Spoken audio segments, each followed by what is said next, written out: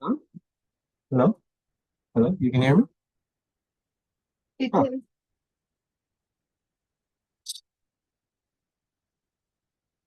Hello? You can hear? Those on the Zoom can hear? Those in person can hear?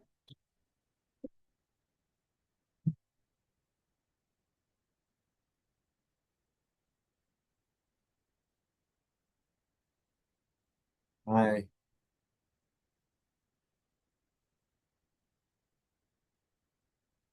Okay. Oh,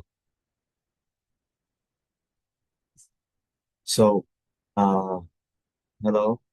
Good evening. Good afternoon. Um, Thank you all for coming. This is the third session in our continuing series on the Vajra Sutra. Um, Unfortunately, I'm a little bit under the weather, so excuse me in advance for that. I have taken uh, drugs just 2 minutes ago. So let's see when that kicks in. Um, in the meantime, I think we can start with the normal preliminary prayers. Yeah?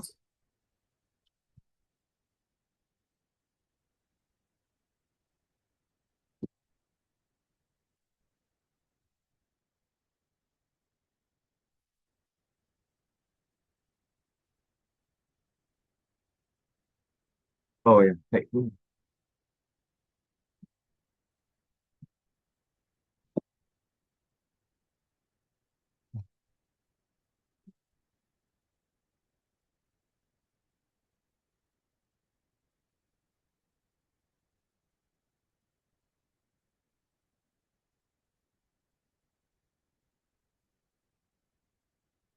Page 34 of Golden Prayer Book, page 34.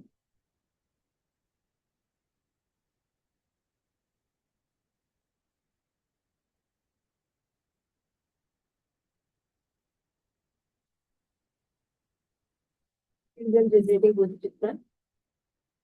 Jordan Shoki Shonamla Jangsha Bardu Dagmi Kapsuchi Dagi Jinso Sipe Sonamgi Dola Penche Sangi Kuba Sho Nange Jordan Shoki Shonamla Jangsha Bardu Dagmi Kapsuchi Dagi Jinso Gipe Sonamgi Dola Penche Sangi Kuba Sho Sangi Chunam Shakti Chunam La Jaksha Vardu Dagi Kapsuchi Dagi Jutsu Pe Songi Rola Penche Sangi Drupa Shu. I go for refuge until I am enlightened to the Buddha, the Dharma, and the Supreme Assembly.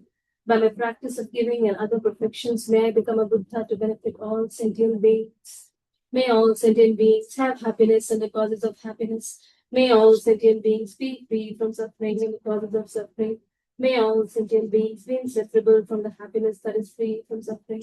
May all sentient beings abide in equanimity, free from attachment for friends and hatred for enemies. May all sentient beings have happiness and the causes of happiness. May all sentient beings be free from suffering and the causes of suffering.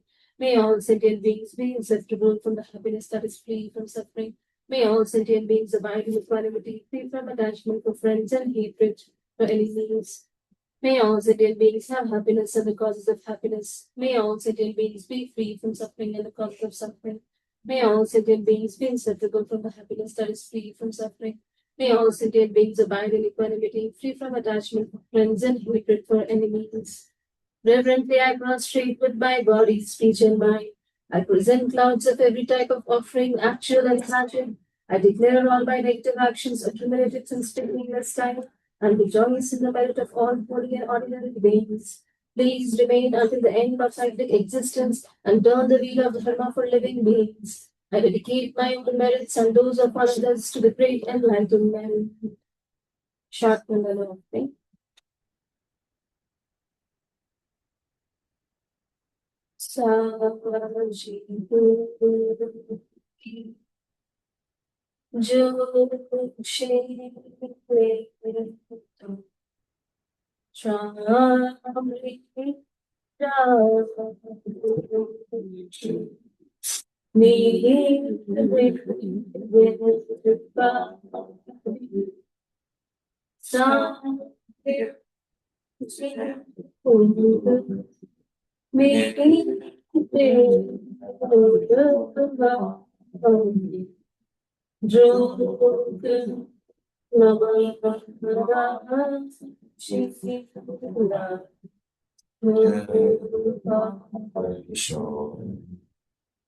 This ground, anointed with perfume, strewn with flowers, adorned with Mount Meru, contiguous the sun and the moon. I imagine this as a Buddha field and offer it. May all living beings enjoy this pure land.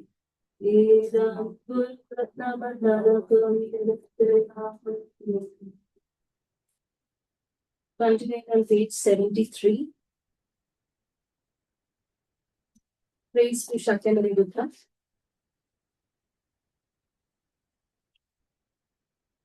To the founder, the endowed, transcendent destroyer, the one gone beyond, the foe destroyer, the completely perfected, fully awakened beast, perfect in knowledge and good conduct, Sugata, knower of the world, supreme guide of human beings to be tamed, teacher of gods and human beings, to you, the completely and fully awakened one, the endowed, transcendent destroyer, the glorious conqueror, the subduer from the Shakya clan, I prostrate, make offerings, and go for refuge. To the founder, the endowed, transcendent destroyer, the one gone beyond, the foe destroyer, the completely perfected, fully awakened being, perfect in knowledge and in good conduct, Sugata, knower of the world, supreme guide of human beings to be tamed, teacher of gods and human beings. To you, the completely and fully awakened one, the endowed, transcendent destroyer, the glorious conqueror, the subduer from the Shakya clan, I prostrate, make offerings, and go for refuge. To the founder, the endowed, transcendent destroyer, the one gone beyond, the foe destroyer, the completely perfected, fully awakened being, perfect in knowledge and in good conduct, Sugata, knower of the world, supreme guide of human beings to be tamed, teacher of gods and human beings.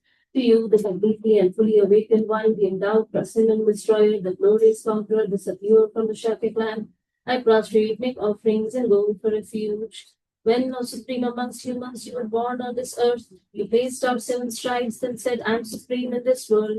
To you who were wise, then I prostrate. With pure bodies formed supremely pure, wisdom ocean like a golden mountain, fame that blazes in the three worlds, winner of the best, Lord, to you I prostrate. With the supreme signs, face like spotless moon, colored like gold, to you I prostrate. Dust free like you, the three worlds are not.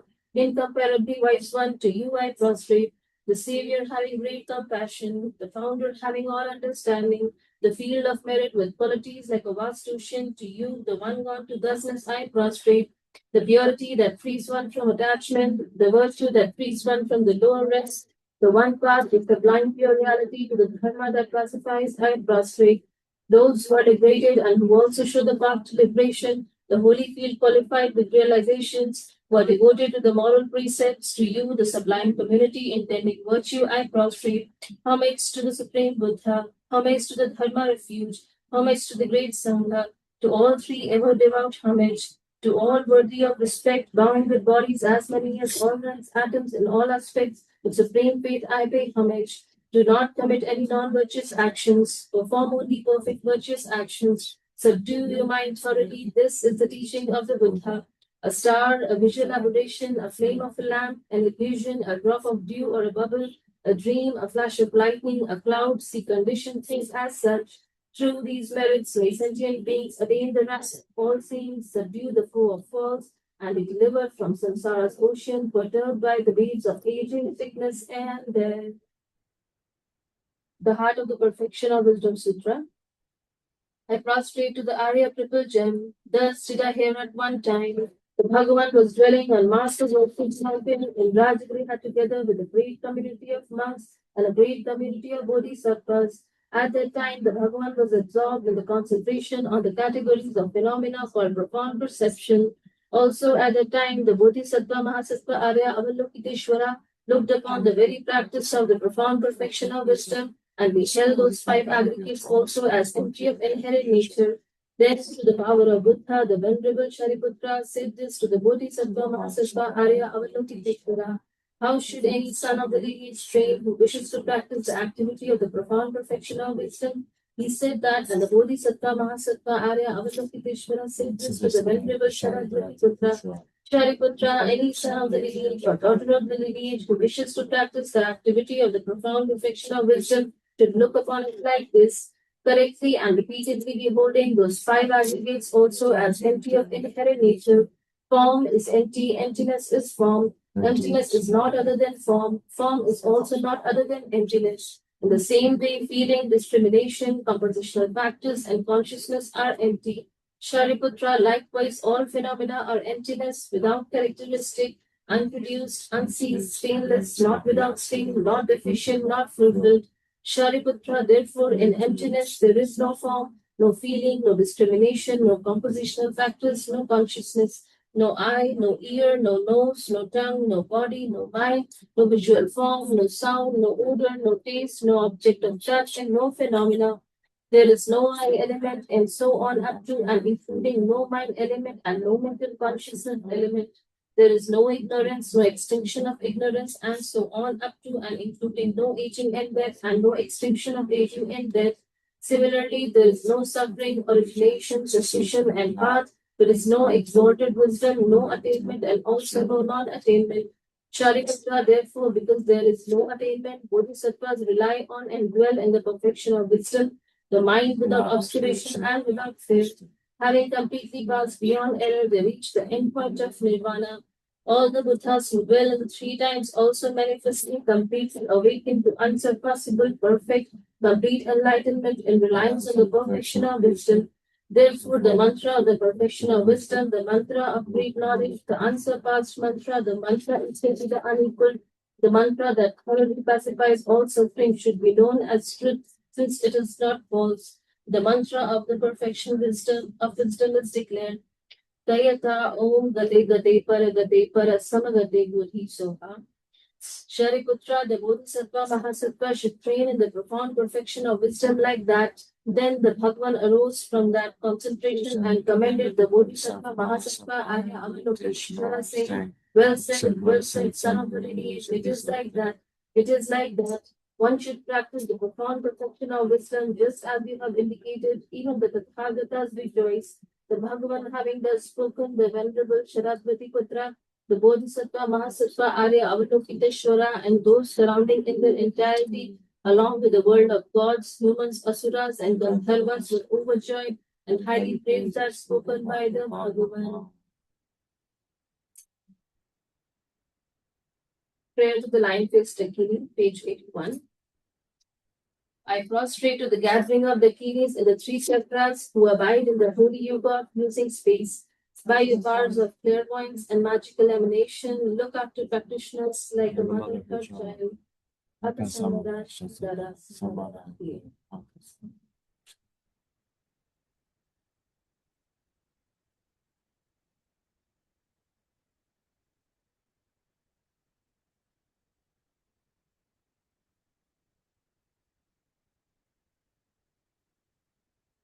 Akasamara Shasara Samaraya Be Dayata Gate Paragate Parasamgate Bodhi Soha. By the teachings of the true supreme beings possessing the power of truth, may inner and outer hindrances be transformed, may they be dispersed, may they be pacified. Chanting Guru Ye Sabha. May all negative forces opposed to Dharma be completely pacified. May the host of 80,000 obstacles be pacified. May we be separated from problems and harmful conditions to Dharma. May all enjoyments be in accord with the Dharma, and may there be auspiciousness and perfect happiness here and now.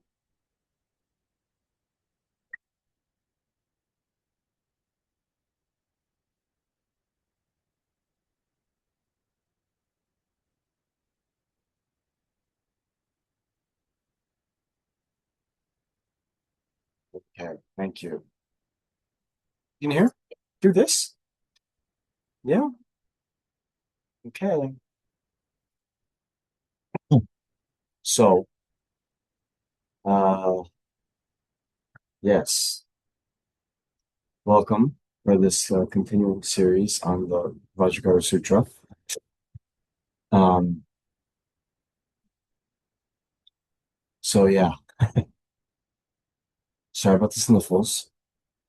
Well, today is when my cold broke, so not the best timing, but I'll try my best, and you guys try your best too, okay? So before we begin, what we always do um, is adjust our motivation. So please think that you're here on this occasion for the benefit of all sentient beings. And in particular, in order that you can become most beneficial for sentient beings, you must develop your inequalities to their highest potential. Then, and only then will you have all the skills and ability, knowledge uh, to benefit sentient beings in the best way. And in particular, to lead them from the state of suffering and samsara to uh, the state completely beyond all suffering. And not just that, nirvana, but the state of complete enlightenment, okay? The state of Buddhahood. And therefore, in order that you may be able to do that as quickly as possible, you need to learn about the various practices and techniques to lead you to enlightenment. And therefore, you're going to participate in this lecture here today. This lecture on the profound Prajnapada Sutra, the Vajra.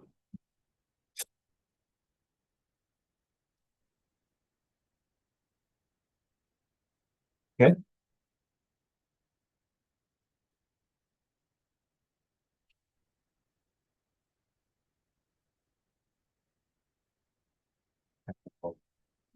Just trying to frame the Okay. idea.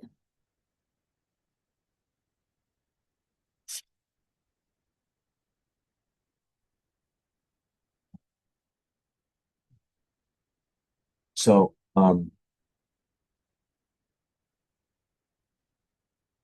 what I thought we could do is just review a little bit what we covered last week.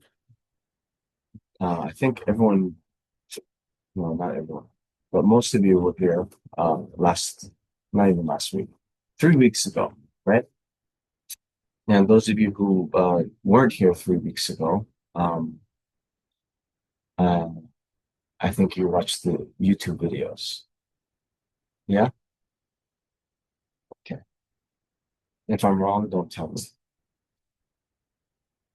Uh, but in any case, what I thought we could do is just review briefly what we covered in sessions 1 and 2, and then continuing on with as much of the sutra as we can. And yeah, as I said last week, then once you kind of understand the context of the sutra and how to understand these two levels of truth, then when you read the sutra, then I think you'll be able to understand because the same kind of reasoning, logic that's applied to one phenomena is applied to all phenomena. Okay. So last week in the first session, we covered, as I normally do, kind of the human condition that we find ourselves in, beings in samsara who, suffer uncontrollably. We never choose to suffer, but it seems like we experience one problem after another. So I think I quoted Shantideva saying, although beings want happiness, they destroy the cause of happiness like an enemy. And although beings do not want to suffer, they run towards the causes of suffering, right? So,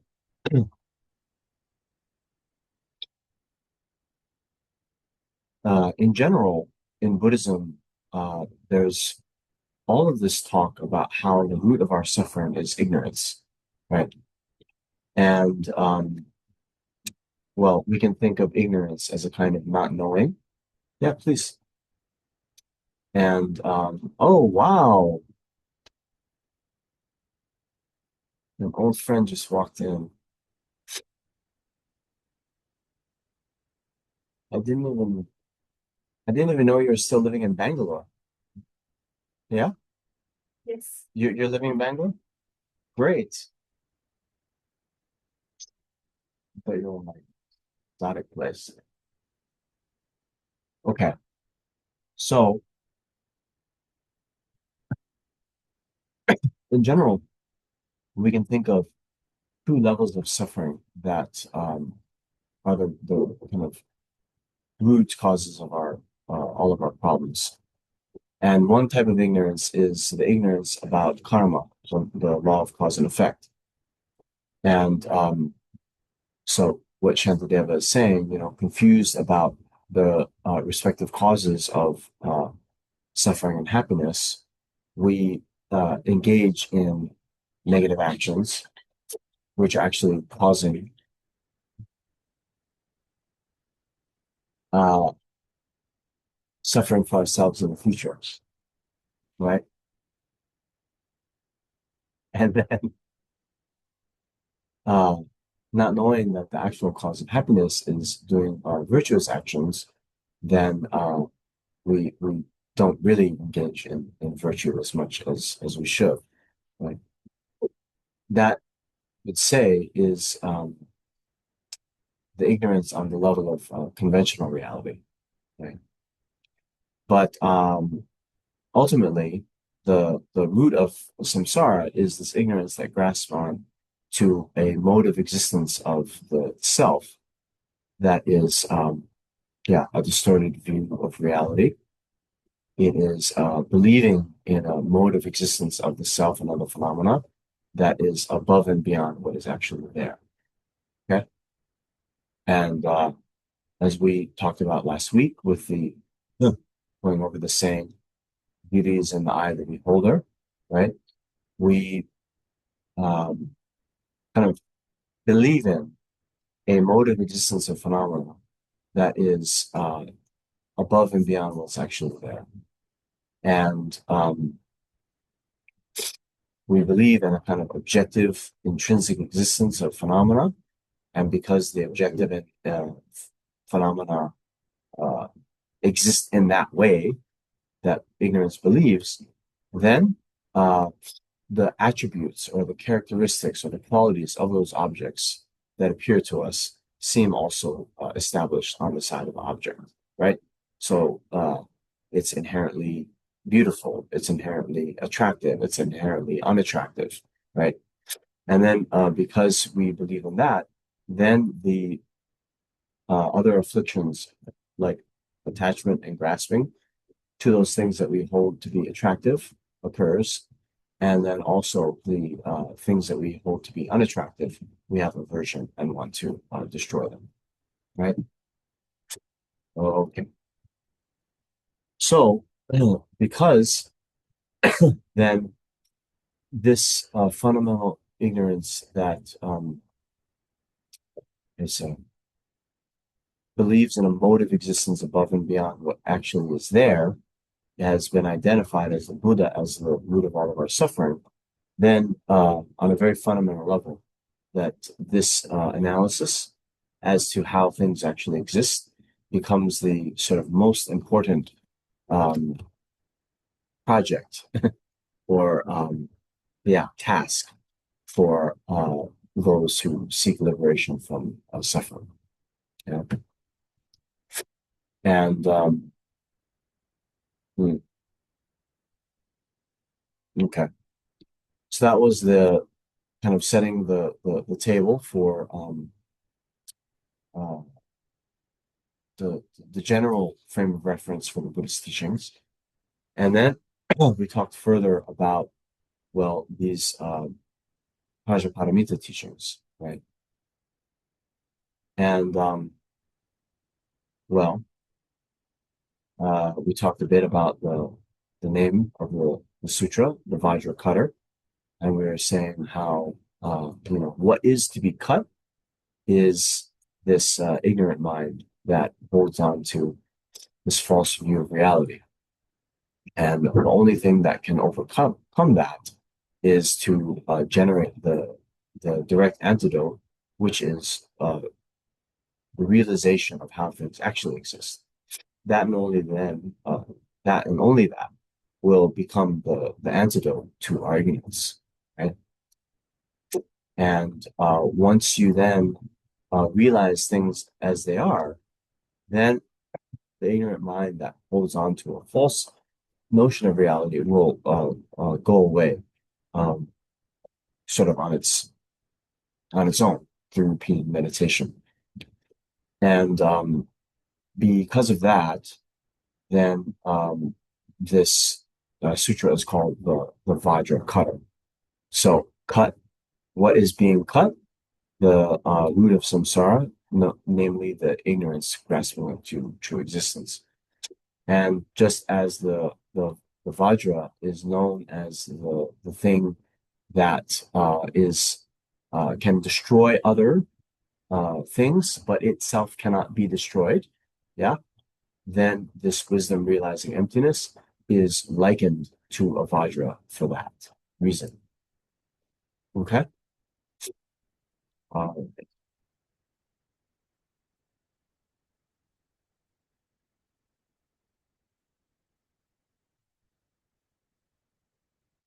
so then,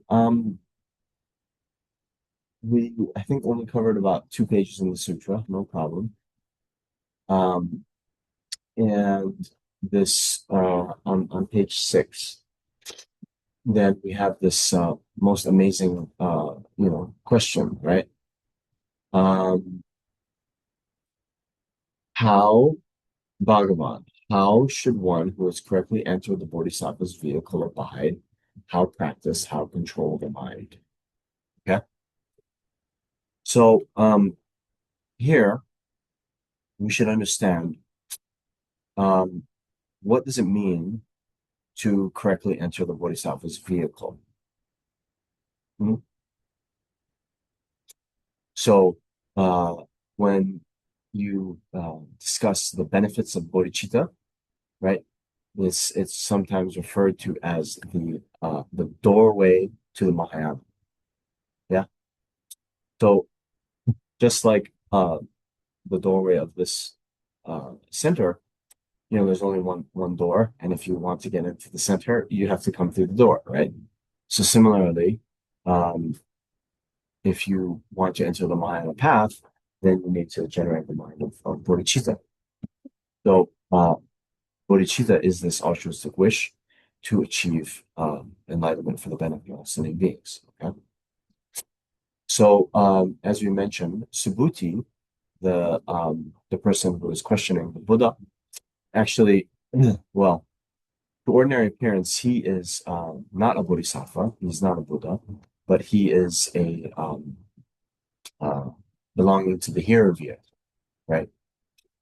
Um, just like in the Heart Sutra, we see Shariputra, yeah. And to ordinary appearance, Shariputra was a hero, one who was motivated to attain individual liberation for himself.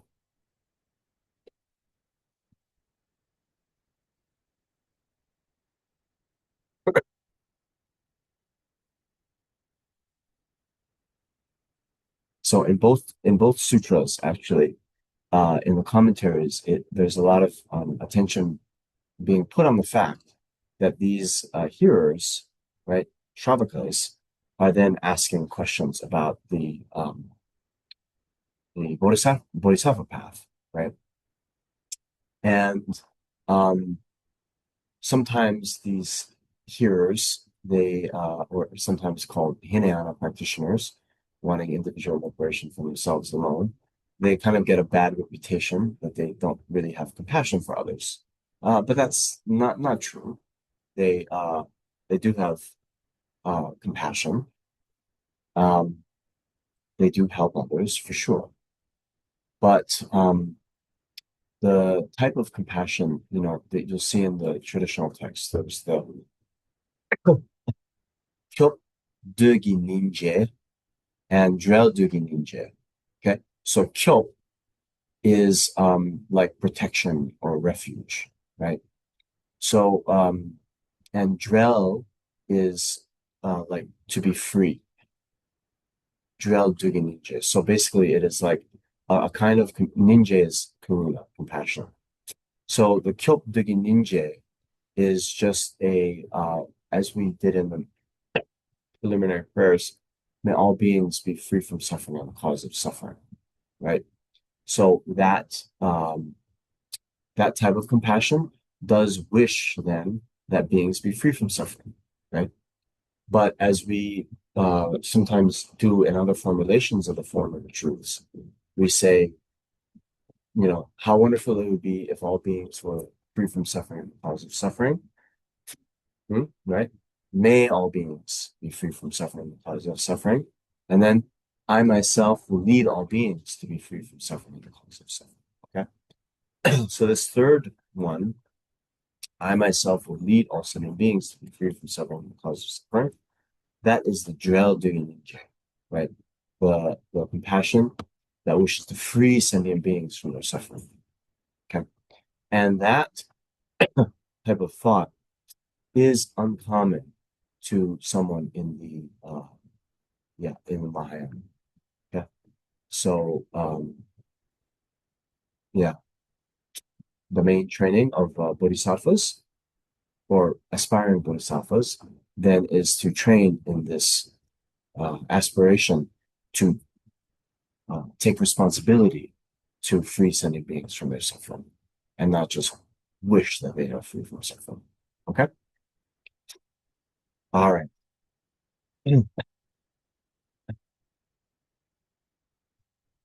So this threefold question, I think as I mentioned, in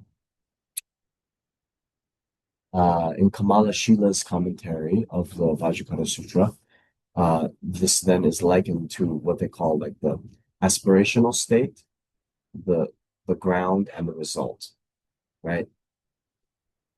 So um, like we have the the three, right? Um, you have the aspiration for practice, bodhicitta. Then you have the practices that lead to, yeah, the result, enlightenment. Okay. So yeah.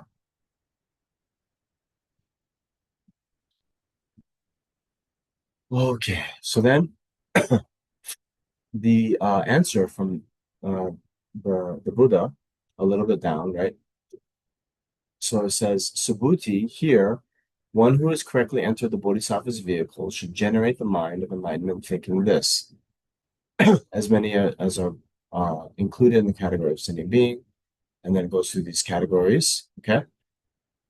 As many as are designated as sentient beings, all those I shall cause to pass completely beyond sorrow into the realm of nirvana without remainder of the aggregates. Although limitless sentient beings have thus been caused to pass completely beyond sorrow, no sentient being whatsoever has been caused to completely pass beyond sorrow. Okay, so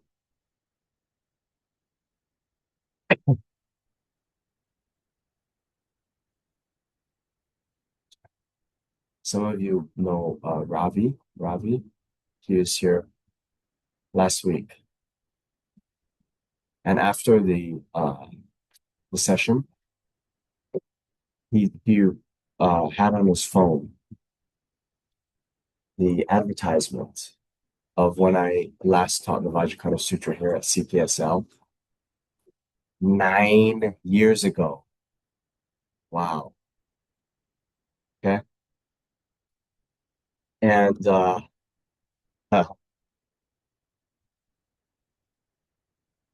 I remember at that time, uh, I was a little bit more in the mood of debating. And the debate I brought up, right?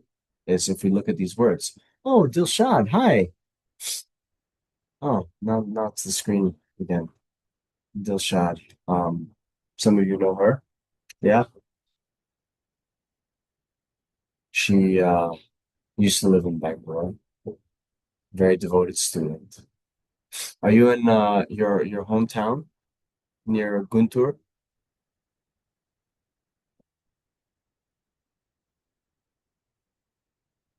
Last time I did retreat at Tushita Meditation Center in Dharamsala. Dilshad was my very trusted and trustee assistant and would bring me my food every day. And I only came to find this out later. I also got a fruit salad every day.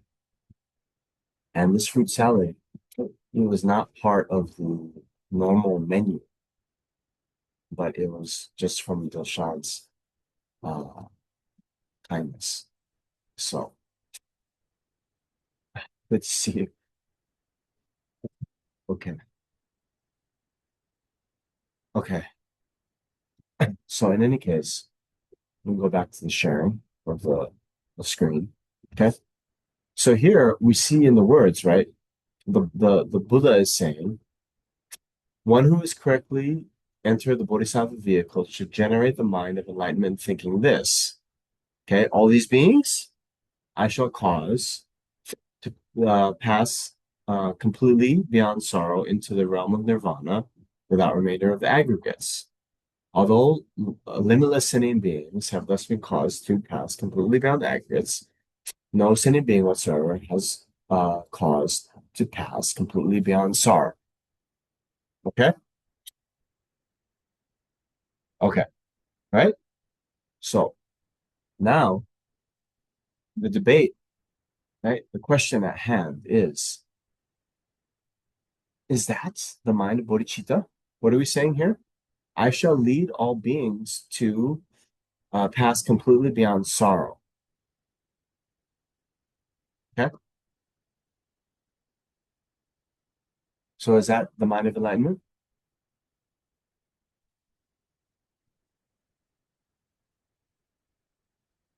All right. Huh? Because I said so earlier. Oh no, I don't like that reason. Remember, even if the Buddha says something, we have to be discriminating and use our wisdom, right? Remember, just like buying gold, cutting it, rubbing it, scorching it. Okay. So, have you ever heard? Actually, the mind of bodhicitta has two aspirations, right? Right. So, what do we say in the beginning? I go for refuge till I'm enlightened to the Buddha, Dharma, and Sangha. By my merits of giving and my perfections, may I become a Buddha to benefit all sentient beings. Okay. So,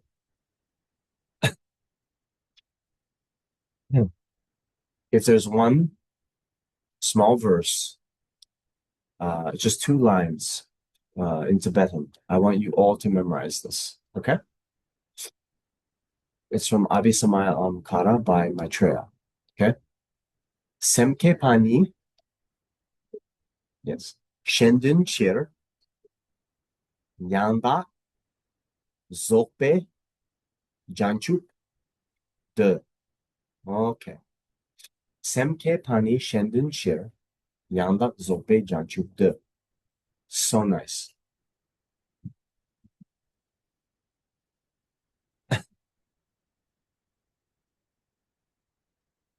This is the one of the yeah, it's the most commonly cited little source for bodhicitta having these two aspirations. So what are they? Right? In our refuge verse, may I become a Buddha to benefit all sentient beings. Okay. So there is the wish to benefit other sentient beings. Okay. Semke pani shen dun chir. Shen is other, Dun is like for the purpose, right? Cheer is for the. So for the purpose of others, Yangda Zope Janchup. Janchup is Bodhi. Yangda Zope, it's like fully complete in enlightenment. And De is to wish for or to aspire to. Okay. So you have this wish to achieve enlightenment. Okay. Now, that is known as the aspiration at the time of the cause. Okay. So I think most of you, I hope, know this 7 point cause and effect instructions. Yes. How do we develop bodhicitta? There are two ways in the traditional Lamrim text. 7 point cause and effect instructions? No. Yes. Bro, after all these years. Well, would you rather that I lie? No, I don't. I'd rather you not lie. Okay, 7 point cause and effect instructions. Let's just review this.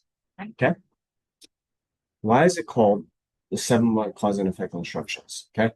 It's because actually the six first ones are the cause, and the seventh one is the effect.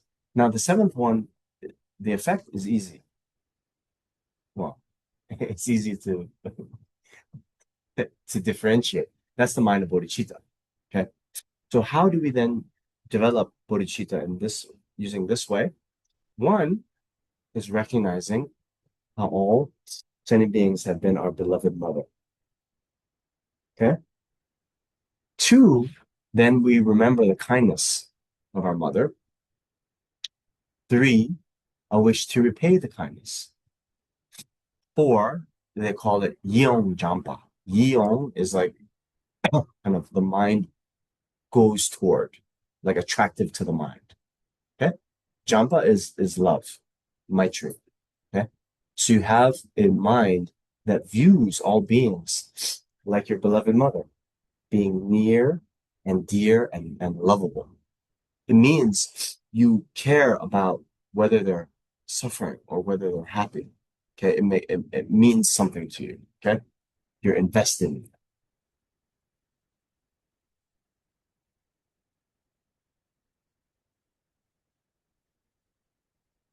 it. Number five, oh, hi.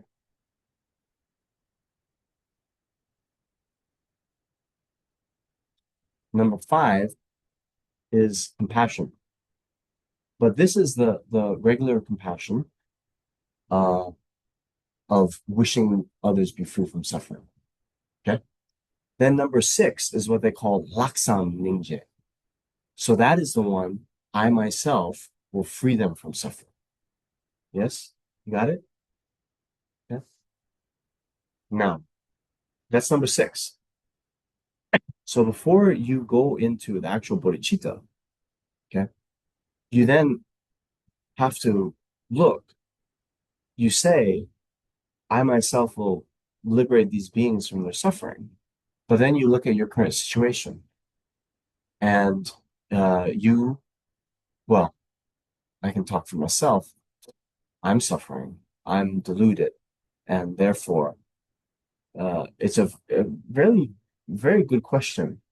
How much actual benefit can I offer others? Right? Right? So then we see, well, although in my current situation I have limited ability to benefit others, then kind of reminding ourselves that if we were able to develop all of our good qualities to their highest potential, then we'd be able to benefit sentient beings in the best way. Okay. And that state of uh, the full development of all of our good qualities and the elimination of all the faults of the mind is what Janchu or Bodhi is, right? So you come to see that the only way you're going to make good on your aspiration to actually free sentient beings from their suffering is by developing yourself to the highest potential. Therefore, semke panu, shendin chir, yanda zokbe janchukde.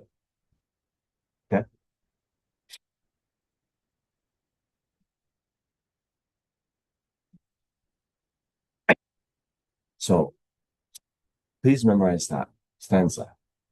And I had this thought. Some of you have the good fortune to meet His Holiness the Dalai Lama. Okay? I think if you said that to him in Tibetan, he'd be very happy. I think so.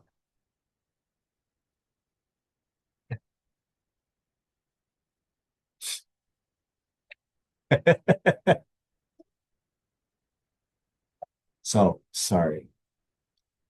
We had a few latecomers. I'm a little bit under the weather. I've taken some medication. Hopefully it'll help. But anyway, I'm gonna tell a little story. Okay?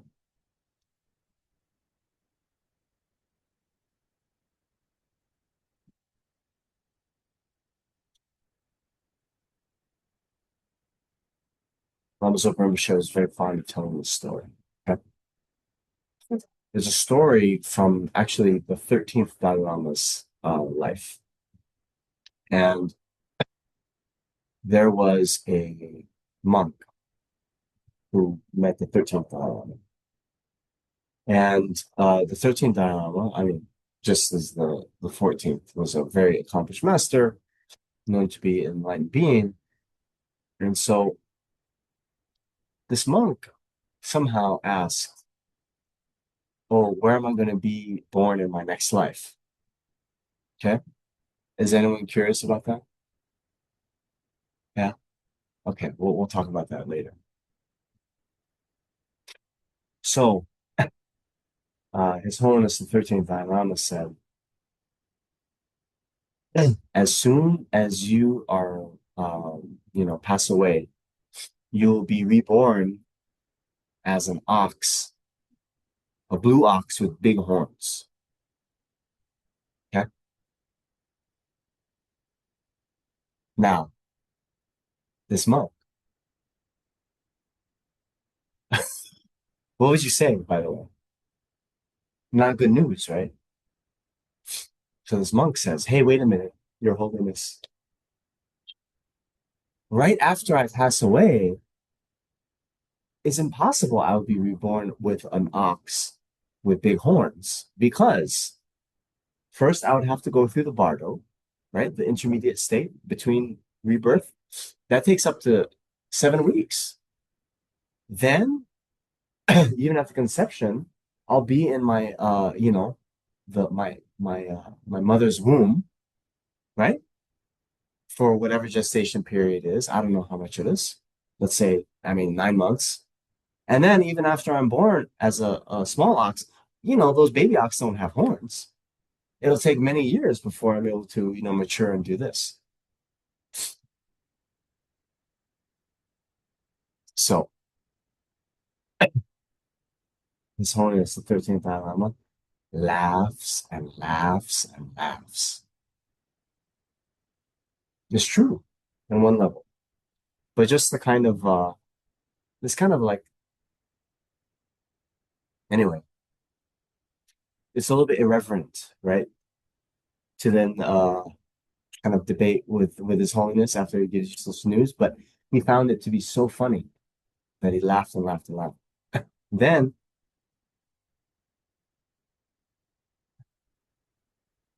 he says, after he stops laughing, he says, "Oh, okay, don't worry. You'll be reborn as a monk again, and you'll be my student." And so this monk was like, "Wait, what? Just 2 minutes ago, you said I was going to be reborn as an ox, huh? With horns. What's going on?" This one is the 13th Dharma said.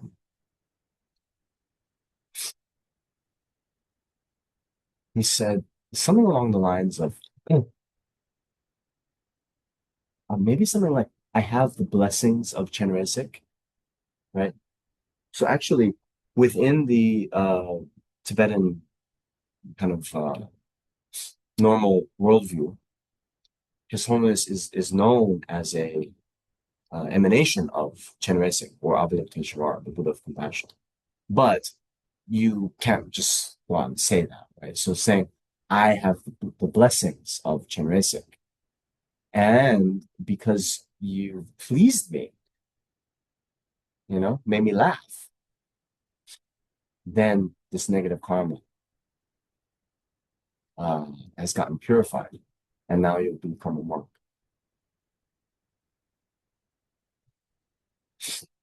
So Lama Zopa Rinpoche was very fond of telling the story because although we talk a lot about, different practices, prostrations, mandala offerings, Vajra mantra, all this to purify, the best way to purify is by pleasing the guru. Okay? So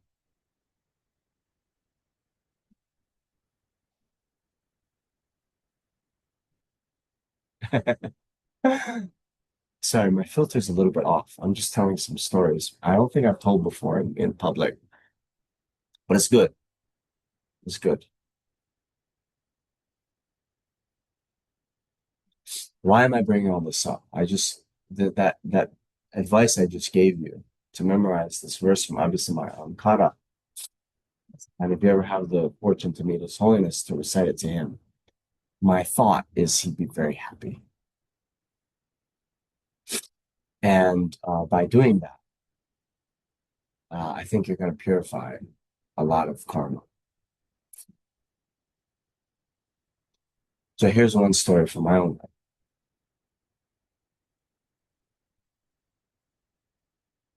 Not the first time I met his Lama Zopa Rinpoche, but the first time I kind of received more teachings from him was at the Kopan course, the November course. Okay. And well, just as we do in these initial prayers, we do the 7-line prayer, right? The 7-limb prayer. And in that, it's prostration, offering, confession, rejoicing. Okay. And then the next two is actually in relation to your guru, right? Asking not to pass away from this life and requesting to teach the Dharma, right? So in that first Kopan course, this is however many years ago, then you have it here, right? You have it here in your book. Poa Maton, back on 35. Anyway, you can look it up later. You can look it up later, 35. But Poa Maton, Bardu, Lecture Ne, Jola Chuki Kolo Kowa Dam. Okay. Next page in the 7th term. There we go. Yeah. Yeah. Korwa maton bardu lecture ne. Korwa is samsara. Maton, tong is empty. So until samsara is empty, like excellently remain, right? Drola, right? Drola pinchir. Drola is transmigrators. Shugi Korlo is the wheel of Dharma. Turn the wheel of Dharma for living beings. So anyway, when I went up to meet Lama Zopa Rinpoche and offer a kata, I recited this. I hadn't learned Tibetan yet, but from these phonetics, I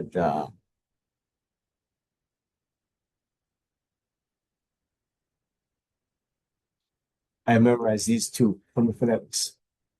And Rinpoche laughed and laughed and laughed. Now, first of all, at first, I don't think he understood what I was saying because, it happens a lot, right? Uh, you're not expecting someone to speak a particular language and they surprise you, right? So you're thinking, I don't know, this happens a lot to me. Like my Tibetan classmates down at SETA, I'm just gonna assume they're gonna speak Tibetan to me.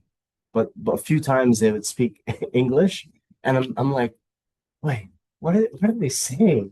You know? And then they repeat. I'm like, oh, you're speaking English to me. Okay. right? So I think the first time he's like, what? And then I just repeated. And then he realized what I was doing. And then he laughed and laughed and laughed.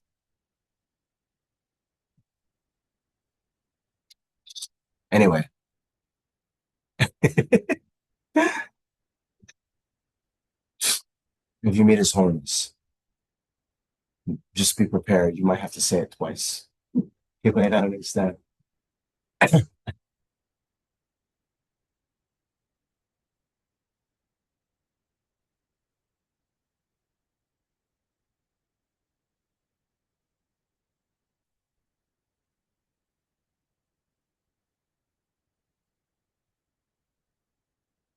There's another small benefit. Oh, sorry. I misspoke. I don't want to say small benefit. Another huge benefit. They say, okay, because I mentioned the author of the Abhisamayalankara, Maitreya, yes, the future Buddha, who right now is in Tushita, uh, not in Dharamsala, Tushita Pure Land, okay? And it said that he composed five texts. Okay? By memorizing the five texts, that creates a cause for you to be reborn in Tushita. If not, then you'll be reborn in his retinue when he appears as a Buddha in this world. Now, wouldn't that be amazing? Okay. So it says in the commentaries, memorizing the texts that he wrote. So I'm not sure if two lines is going to get you there, but it's a start. Okay. Anyway, point is, bodhicitta, semkepani shendinchi yamnozobe janchu de. So it has these two aspirations. We've gone over and you see them in that 7-point cause and effect instructions, right?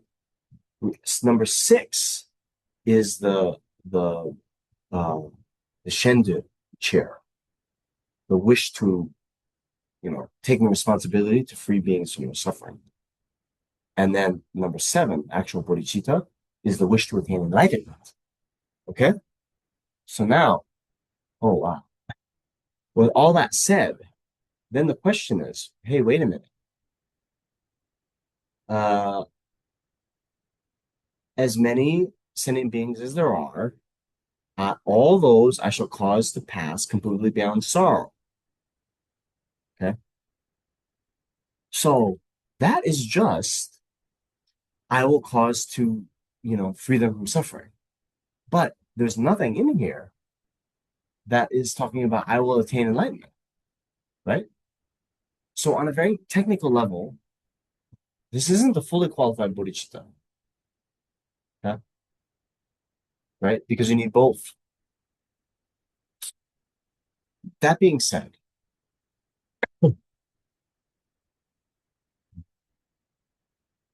you see,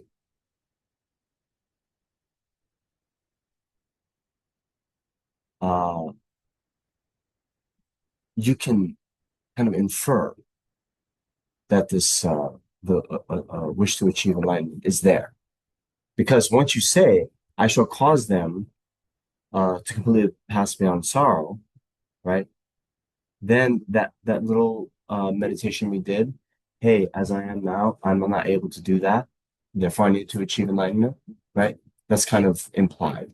Okay. All right. So that was one of the, you guys get me? Okay. Full-fledged bodhicitta has these two aspirations, the wish to benefit sentient beings and the wish to attain enlightenment. But you see, the main training that we have to do is on that one, taking responsibility to free sentient beings from their suffering. Number 6 in the 7-point cause and effect instructions, right? Because the rest, relatively easy, right? Okay. Now, this next one, another debate. Because if a bodhisattva engages in discriminating a sentient being, he is not to be called a bodhisattva. Why is that? Subhuti, if anyone engages in discriminating a sentient being or engages in discriminating a living being or engages in discriminating a person, they're not to be called a bodhisattva. Okay. So here we talked a little bit about what this discrimination means. And it's not just to, well, one, it's not discriminating like we have racial discrimination or um, sexism, something like this. We have to use our discrimination and wisdom. Yes. How is it's like Okay. So discrimination in general just is kind of being able to differentiate this is this, right? Now, just to have a discrimination that this is a sentient being, that's no fault, right? So this is getting into what we talked about last week. We'll talk about again and again and again, these two levels of truth, right? So the mere discrimination that someone is a sentient being, fine, right? No problem. That is true on a conventional level. Here, what the Buddha is warning us towards is discriminating in a truly existent, inherently existent, independently existent sentient being. Okay? It is then reifying the sentient being above and beyond what's actually there, grasping onto the sentient being as being inherently existent. So a sentient being exists, an inherently existent sentient being does not exist. Okay? Then the question is, well, if a bodhisattva engages in discriminating like true existence, has this wrong view, why then are they not to be called a bodhisattva? Well, first of all, do we take this as kind of literal? In other words, let's put the question in another way. Do all bodhisattvas realize emptiness? Is there no bodhisattva who has a conception of true existence?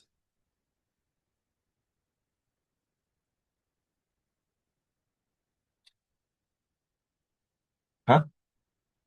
Yes, is what? Yes, there are some. What's that?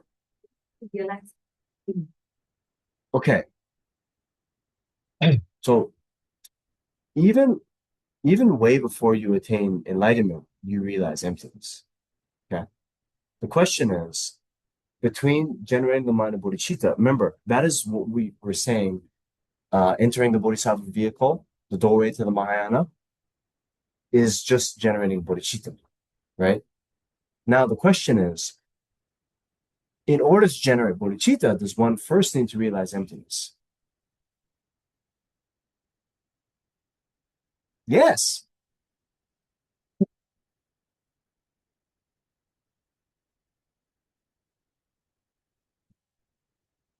So maybe you haven't studied this in tenets. How do my dear friends on the Zoom, some of you have studied tenets. You guys know this a bit. Okay, yes. Of course, yes. Arya Bodhisattva, because what it means to be an Arya Bodhisattva is having direct realization of things, right? But so sorry. I know there's a mixed experience levels here. That's great. Okay. Remember, there's the five paths in the Mahayana. Actually, in any, even the Shravakas have this. There's the path of accumulation, path of preparation, path of seeing, path of meditation, and the path of no more learning. Right. So the path of no more learning is equivalent to being Buddha. No more learning. Only the Buddha has nothing left to learn. Right. Path of seeing is called that because you can directly see emptiness. You have a direct perception of emptiness. Okay. And you attain that, when you attain that state, that's when you become an Arya Bodhisattva. Arya, right? But as we saw in the Heart Sutra, Arya Avalokiteshvara, there's different kinds of Arya beings. So Arya Avalokiteshvara, um, you know, has a direct realization of emptiness. Okay. Then even Shariputra is an Arya being. You can have Arya beings who realize emptiness without bodhicitta, right? Yes. Then you can have Arya beings who do have bodhicitta. Okay. So an Arhat, for example, has direct realization of emptiness, but the they don't have bodhicitta. Yeah, get me? Okay. But the question is now, yes, Arya Bodhisattva, of course, has realization of this because they have direct realization. But I'm asking, even for the path of accumulation, which comes when you generate the mind of bodhicitta, conventional bodhicitta, do you need to have the realization of emptiness first? Yes. No, no, not necessarily. No. Yes, no, maybe so. No, no. Okay. So if we have someone here saying yes, why must that be the case? Why do you need to realize emptiness first? You need to have, you'll get a clarity. Everything is emptiness. Okay. But why would you need that to generate bodhicitta? Okay, for example, just in our 7-point cause and effect instructions, which you now are all experts at, were we talking anything about emptiness? No, right? All beings have been my mother, all beings have been kind. I want to repay their kindness. I feel near and dear to them. May they be free from suffering. I'll liberate them from their suffering. Therefore, I gotta attain enlightenment, right? Hmm? The very fact that it is all sentient beings makes emptiness an important aspect of this bodhicitta, isn't it, sir? Well, it's an interesting comment. Now, in general, emptiness is very important, right? But you said the fact that it's all sentient beings makes emptiness very important. And I'm not seeing how the fact that it's all sentient beings is somehow, making emptiness more important. Can you elaborate that a little bit? Because all means expansive, that means there is no exception. And Hmm? when you cannot have an exception, you're beyond conceptualization. I mean, you're beyond the conventional truth. I mean, that's my understanding. It may be flawed.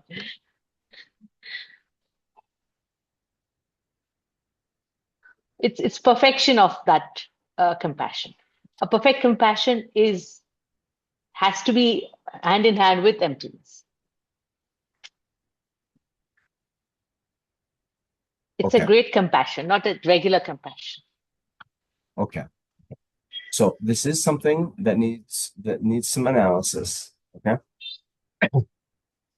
I'm already looking at the clock. I'm still reviewing kind of what we did last sessions. And yeah, it's gonna be tough. Okay. But this is actually new material. It's new material of the old material. You know what I'm saying? Right? These paragraphs these passages that we covered last time, I'm unlocking deeper levels of meaning. Okay. Because that's my job here. Okay. So I will say this. Abhisama Alamkara, yes. There's an Indian commentary by the great Haribhadra, um, Senge Sangpo, Lopum Senge Sangpo. And in that, he describes two kinds of bodhisattvas. There's the bodhisattvas of sharp faculties, and then there's the bodhisattvas of a little bit duller faculties. Okay.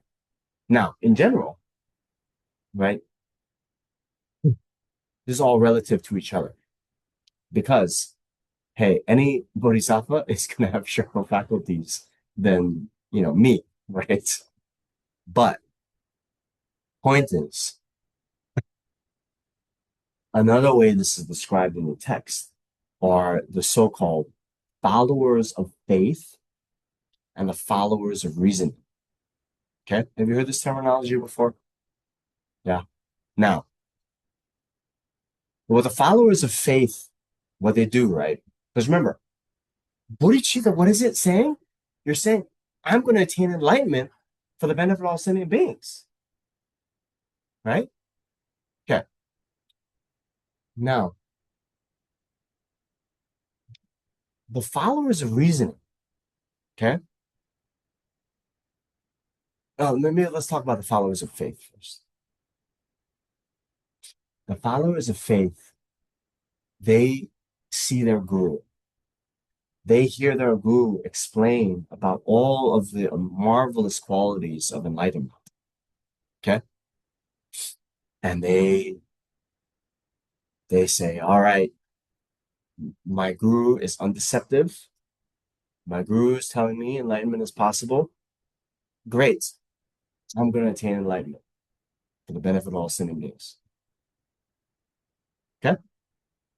Now,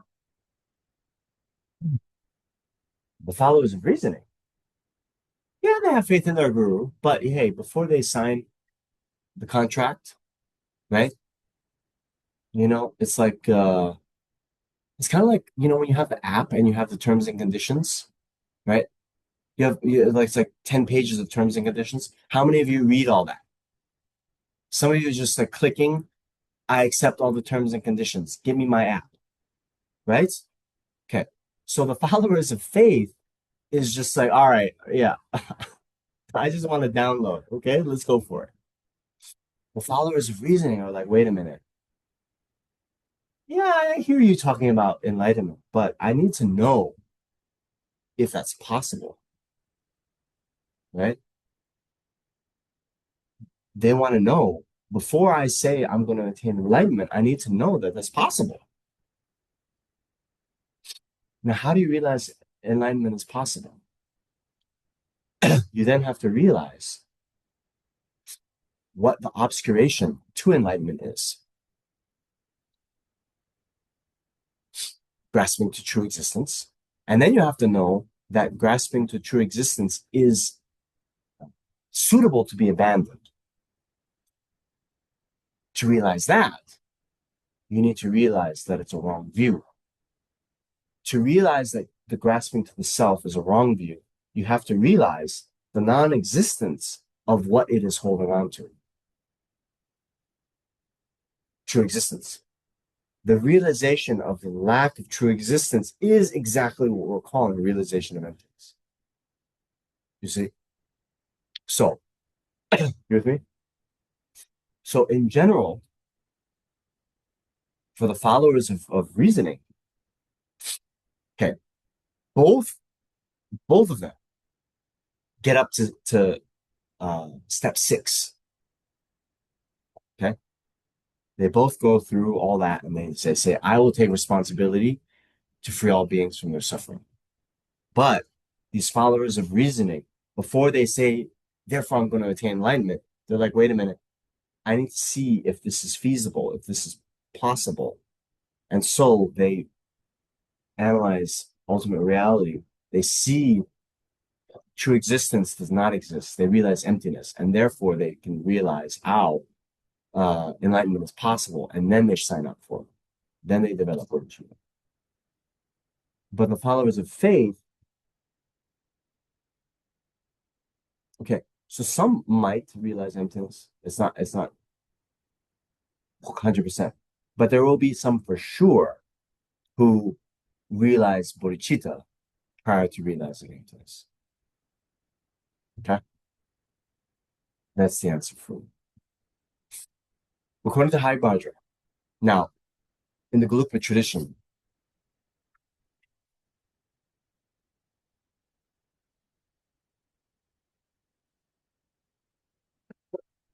it seems that that point of view is taken as uh, authoritative. Okay. All right. So then, given that's the case, and by the way, in the Sarah J textbook, it also then says, remember Vasubandhu? Vasubandhu? Yeah. Yes? No?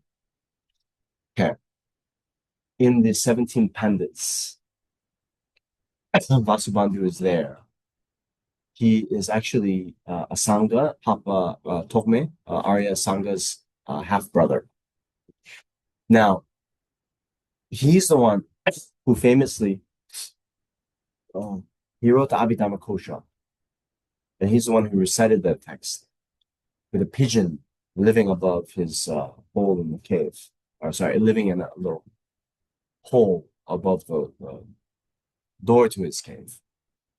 And then that pigeon, having heard so many recitations of Abhidharma in his next life, became Rodra Tenpa in Tibetan, Shirimati, I think, in badly pronounced Sanskrit. Anyway, Shirimati became a expert on Abhidharma, even surpassing Vasubandhu. Anyway, point is, Vasubandhu ended up being a holder of the Chittamatra position.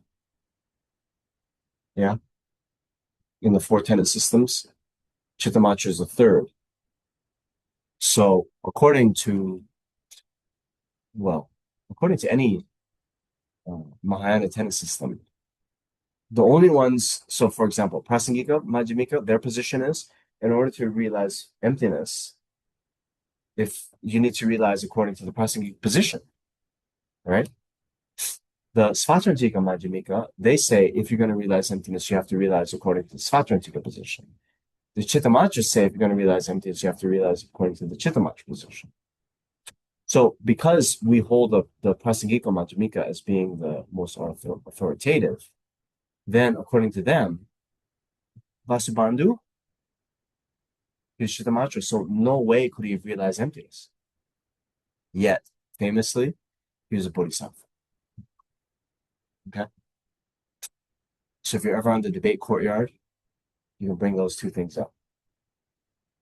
It's good to have a counterexample of a person who was widely renowned as a bodhisattva who's not realized emptiness. Why hasn't he realized emptiness? Because he was Chittamatra. Okay. And then you can also talk about the what Hari Vajra was saying, followers of faith and followers of reason. Okay. So then a bodhisattva gives a gift without abiding in a thing, gives a gift without abiding in any phenomenon whatsoever. Okay. So here we're not going to be able to go through everything. Okay. But remember what I gave you as homework 3 weeks ago, which you all so diligently did. Huh? No? Yes? Do you remember? I said this is homework. Some of you I know weren't here. Okay. What was the homework? Then when you go through the rest of it, keeping in mind these two levels of truth, the conventional truth and the ultimate truth, and always being able to differentiate, try. When the Buddha is negating something, which level of truth is it? Okay. So here, a bodhisattva gives a gift without abiding in a thing, gives a gift without abiding in any phenomenon whatsoever. Gifts should be given not abiding in visual form, sound, smell, taste, activity, phenomena. What does that mean? without abiding in a concept of true existence of a form, right? You can't just say, remember, if we were talking about, discriminating a bodhisattva, right? Discriminating a sentient being, okay? So a bodhisattva will think, oh, here's a sentient being. Maybe here's a hungry person. I'm going to feed them, right? That level of discrimination is true and is useful, right? How are you going to give, food to someone if you don't first recognize them as, being who's subject to being hungry, right? So these conventional level of truth is very, very necessary. Okay. And this is why Panikirti says in the Majjhimika Avatara, Jiten Tanye Ma Lakshik. Jiten is the world. Tanye is like conventions. Lak is to destroy. Ma is a negating word. So following the Buddha, right, in Sutra, the Buddha said, I'm not here to argue with the world. Right? I'm not here to argue with the world means whatever conventionalities we say, tables, chairs, microphones, water, cup, all this, Buddha is not going to argue with that. These things exist. That's fine. No problem. Okay? These worldly conventions are valid in as far as they go as worldly conventions. But as soon as we then go beyond that and say, oh, a truly existent table, cup, water, whatever, right? Then we're reified. Then we are wrongly engaging. Okay? Yes. Previous section, similar to this, when you say the last sentence, no sentient being whatsoever has been caused to pass complete existence on. Yes. Here, what is the How do we gloss that? Yeah. How do we interpret that? You tell me. Right? So look at this. Okay, so look. Although limitless sentient beings have thus been caused to pass completely beyond sorrow, no sentient being whatsoever has been caused to completely pass beyond sorrow. It seems, on the face of it, contradictory, right? On the one hand, limitless sentient beings have been caused to pass beyond sorrow, no being whatsoever, right? So let's think about this. We have these two levels of truth. What do you think?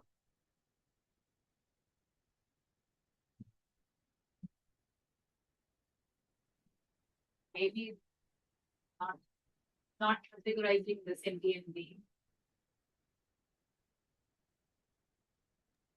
Okay, Is it recognizing that the conventional truth and ultimate truth are one?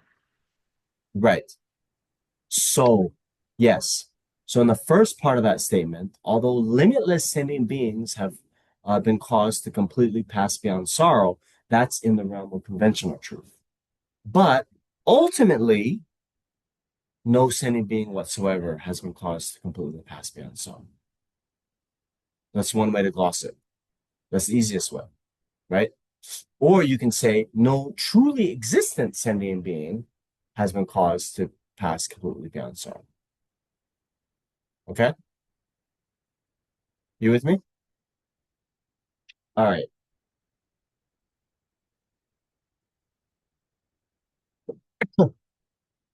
So that is, I think, about as far as we got last time. But this week, you know, you might say, hey, the session's almost over. What have we been doing? We then, it's always good when we go through texts, we can go on it deeper and deeper levels and unlock deeper levels of the mystery. Okay. So what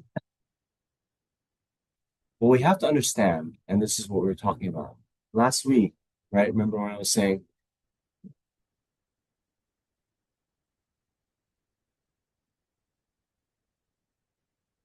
uh falling into one of the two extremes.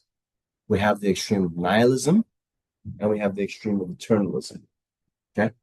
But of the two, which was worse? Falling into nihilism. Okay. So uh this nihilistic extreme, yeah. Why is that more um dangerous, let's say? Sort of depressive. Okay, it's depressing, yes, but remember, there's another quotation from Aryadeva. At the first, one abandons non-virtue. In the middle, one abandons the view of the self. At the end, one abandons all wrong views. One who knows this is wise or a scholar. Okay. So this is related to the Lamrim framework, right? Of the three types of practitioner, Dharma practitioner, differentiated by their goal. The first one, right, the being of small capacity, wants to be free of lower rebirth, right? Okay. Seeing the cause of lower rebirth is non-virtue, then they abandon that and instead accumulate the cause for a high rebirth. Okay. So now the danger is, remember, I cited Nagarjuna. Those of little intelligence can be ruined by emptiness, he says. Like a spell that's miscast or a snake that is wrongly grasped. Do you understand? Right? Those of little intelligence means those who, upon hearing these words about emptiness, then fall into the extreme of nihilism. Okay. So,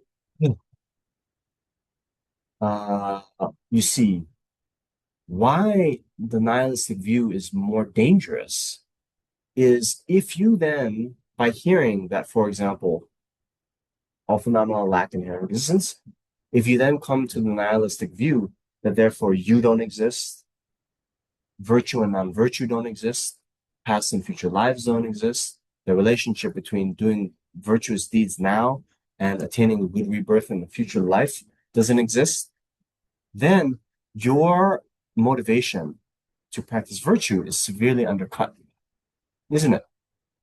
Okay? Which is why at the beginning, that this is part of the reason why Buddha taught these different tenet systems and why to some the Buddha taught the inherently existent self, right? If by teaching you the self doesn't exist, you think, oh no, I don't exist. Therefore, hey, I'm just going to eat, drink, and be merry, right? Then the Buddha says, no, no, no, you exist inherently. And this inherent you is going to, you know, reap what you sow. So because you don't want to, because the inherently existent you doesn't want to experience inherently existent suffering, don't do inherently existent non-virtue. And I mean, okay, good. And then gradually leading on to more philosophical views, more profound, more deep. Okay. So here it's very clear in the commentary. It's just makes very clear, to common sense that within the sutra, anytime we're seeing in the Prajnaparamita Sutras, when there's a negation, it's not a negation of conventional existence. It's a negation of inherent existence, right?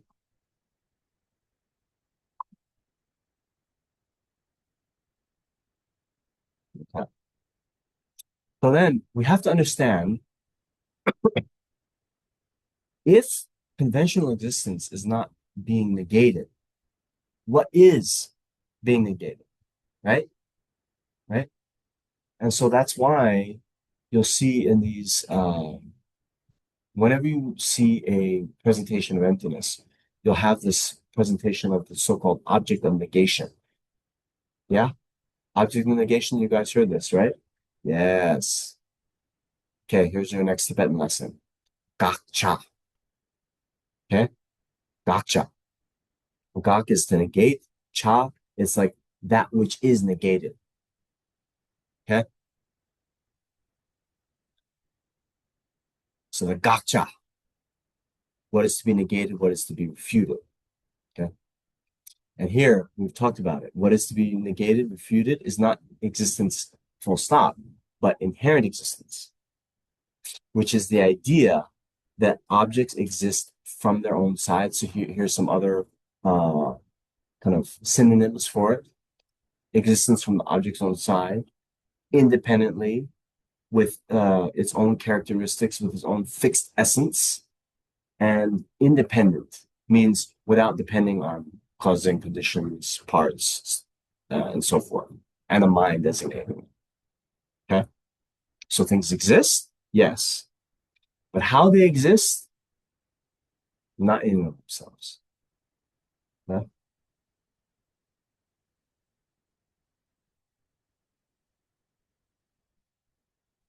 So because of that,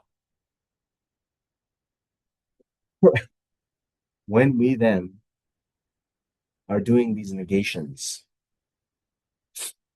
all the kind of meditation on emptiness, all these different reasonings that we use to establish emptiness, they're not going to refute conventional existence.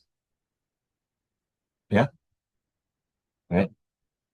So let me explain this a little bit because it's very important. I think a lot of people get mixed up about this a little bit, right? Okay, I have a cup, right? So the cup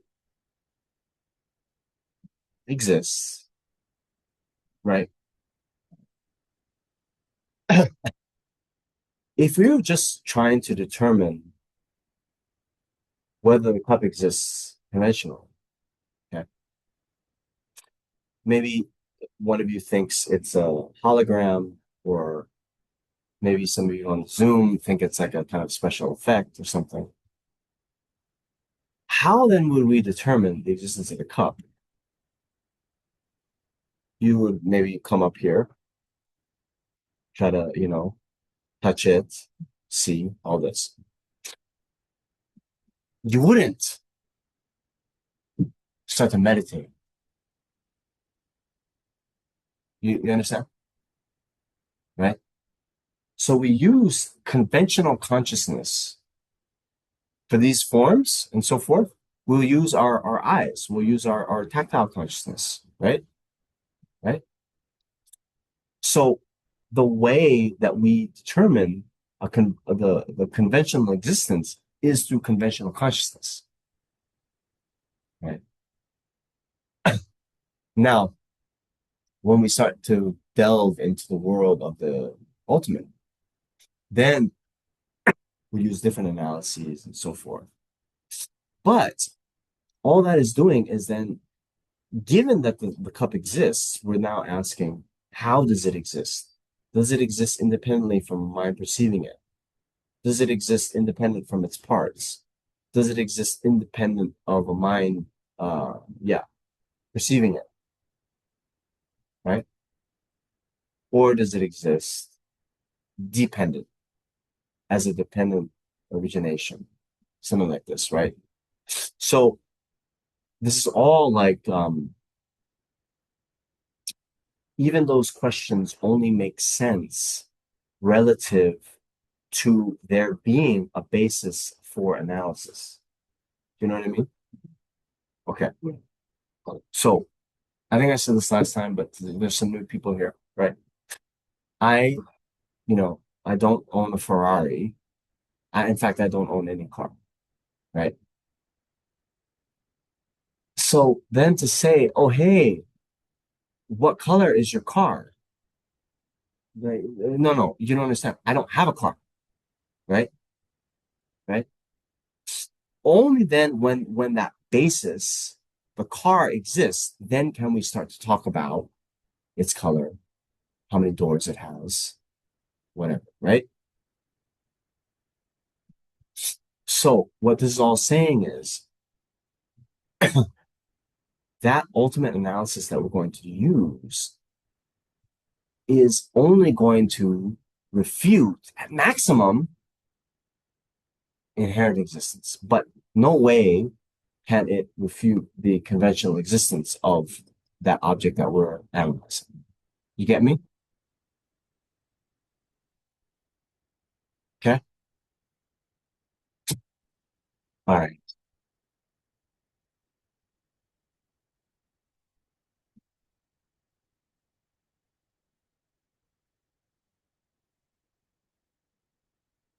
Okay.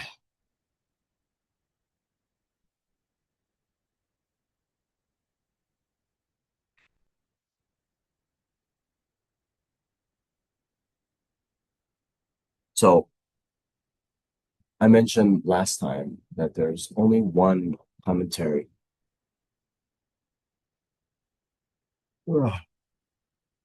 from the Indian canon of the Ten Guru, and that's by Kamarashila.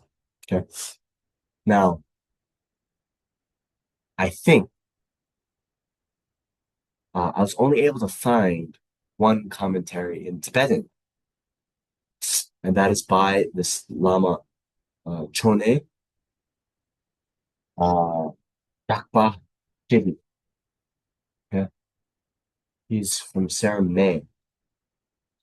He wrote a lot of texts, like many volumes, and he wrote a commentary on the Vajra Sutra. And toward the beginning of that text, he spends a lot of time on this question of what the gotcha is. Yeah. So I think some of you know, in general, the kind of most famous meditation on emptiness or analysis of emptiness is called the Four Essentials. Yeah. And the first of those essential points is the identification of the object of negation. So we normally talk about how if you were trying to find the thief or the enemy or someone, you first need to know who they are, what they look like. Otherwise, no way can you catch them, right? Okay.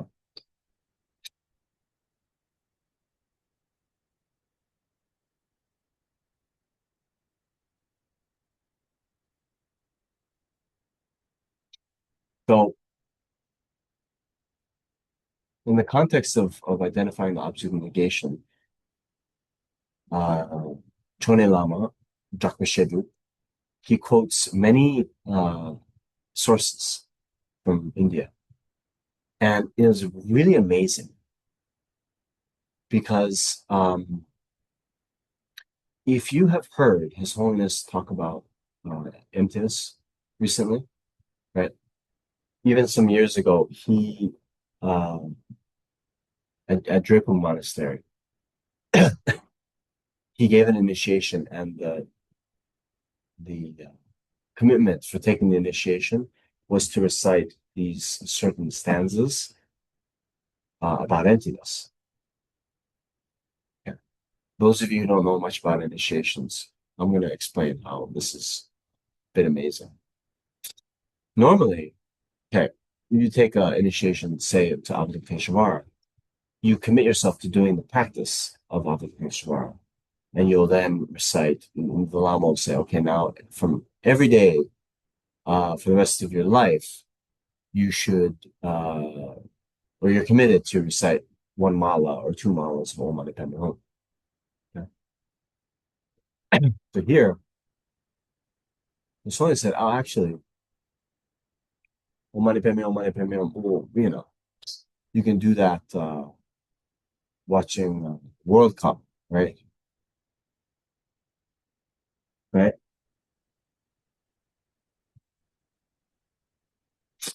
So he said he wanted to, the essence actually, Om Mani Padme Hum. Mani is the jewel, signifies bodhicitta. Padme, uh, lotus, signifies wisdom. So he rather us actually meditate on wisdom, passion. So he gave us these stanzas. And all of the stanzas he gave us were then cited by Dr. Shedru in his commentary in talking about the identification of object of negation, which when I saw it was like, wow. I then uh,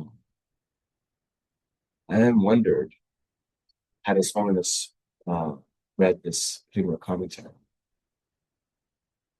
Anyway, it's not that they're rare or obscure um, verses, but the fact that they were all kind of cited just was, you know, as the French would say, quelle coïncidence.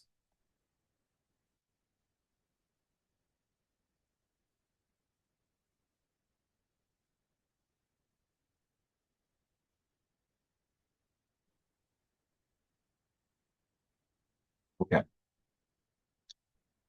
So some of these, I think many of you on the, the Zoom or here, I think you've also taken some classes with Geshe Dharma, and he also emphasizes these quotations. So the first one from Nagarjuna, that which is dependently originated is explained to be emptiness. That being a dependent designation is itself the middle way. Since there is no phenomena that is not uh, dependently arisen, there is no phenomena that is not empty of inherent existence. You see? Okay. Have you heard that one before?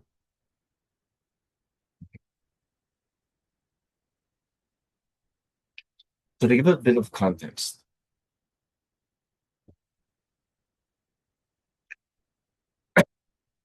I think this is the 24th chapter of the Mula Madhyamika, 24th chapter of the fundamental wisdom of the middle way.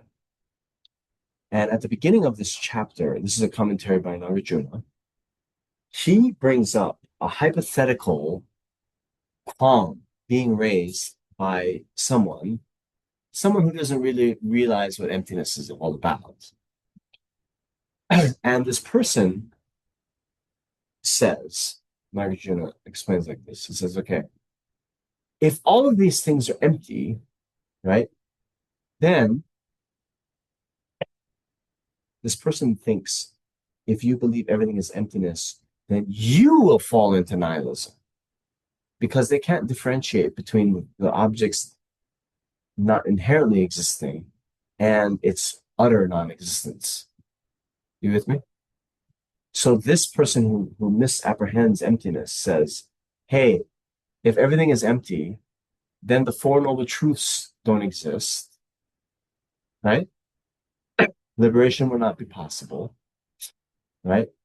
And hey, even the three jewels wouldn't exist.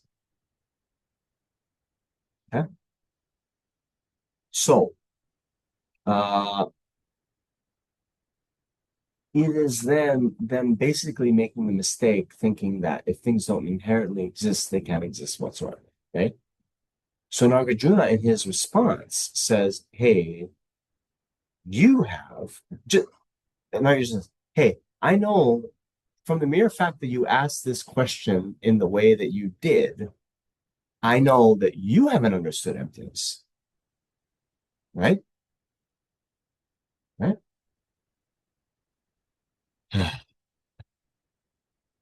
So then, as that chapter unfolds,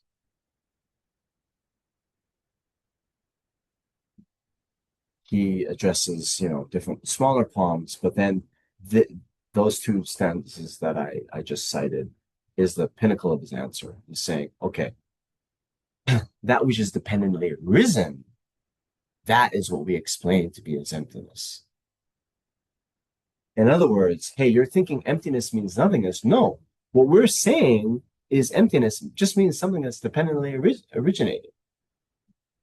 Okay. No. That being a dependent designation is itself the middle way, means this is the middle way that's between the two extremes of eternalism, holding on to things being inherently existent, and nihilism, what you've fallen into. Things don't exist at all. Okay. And since there's nothing which is not dependently originated, there's nothing which does not lack inherent existence. Means since everything that exists is dependently originated, everything is empty of inherent existence. You with me? Now, he then goes on to say, you see,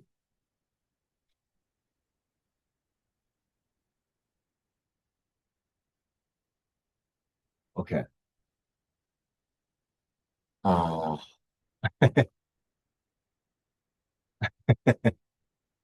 okay. So have any of you, in some cartoons, okay, with these cartoons, I'm a big Bugs Bunny fan. Also, you see this in like Tom and Jerry. Okay, you see this. So sometimes there'll be this scene where like uh they'll be up on a tree branch. Okay, and you know the branch will be out like this, and then like Tom is on this side of the branch, and Jerry is here, and Tom will be sawing. Right now, what should happen? You saw through this, and then this part should fall. Right, but in a cartoon, this is the beauty of it. Then the part that should have fallen stays up and the rest of the tree falls down. Have you seen this in a cartoon? Yes. Okay.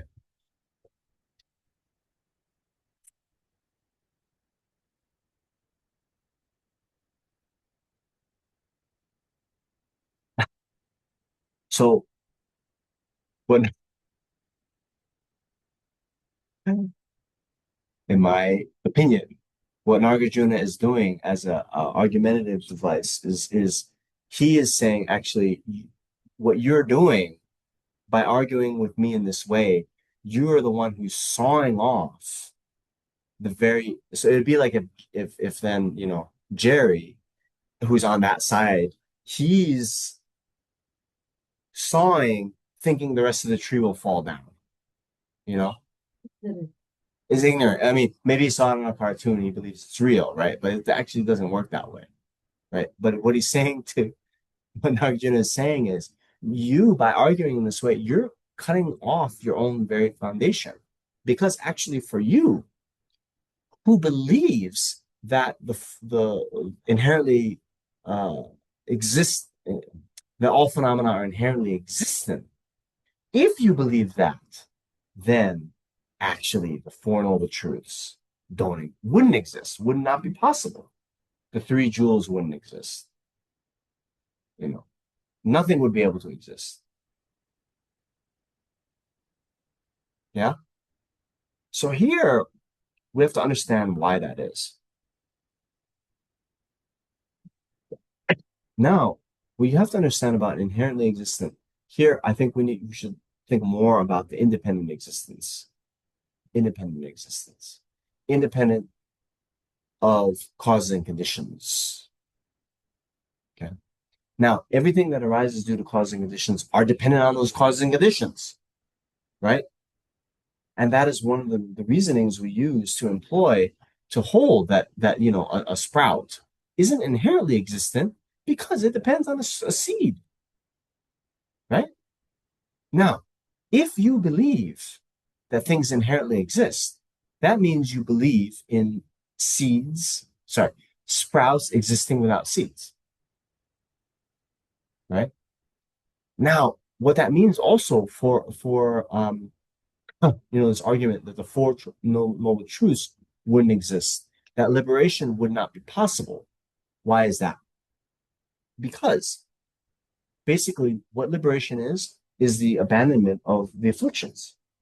Okay? Abandoning the afflictions comes from realizing emptiness. If the afflictions were inherently existent and inherently part of your mind, then even meditating on emptiness couldn't affect them, right? Because it would mean that the ignorance isn't dependent on causes and conditions. If the afflictions inherently existed, if the afflictions independently existed, independent from causes, that means they couldn't change.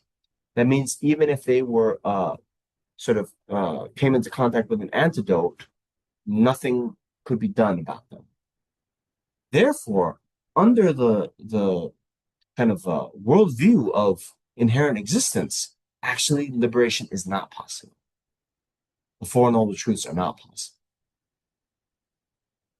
Which is why there's also in that very chapter, uh, it's like for she whom emptiness is feasible, everything is feasible. For she whom emptiness is not feasible, nothing is feasible. You understand? It's only because, on a very fundamental level, because things don't exist inherently, they can change. Things that previously didn't exist can come into existence. And things that are in existence now can cease to exist, right? If inherent existence existed, then things would be just static. Okay.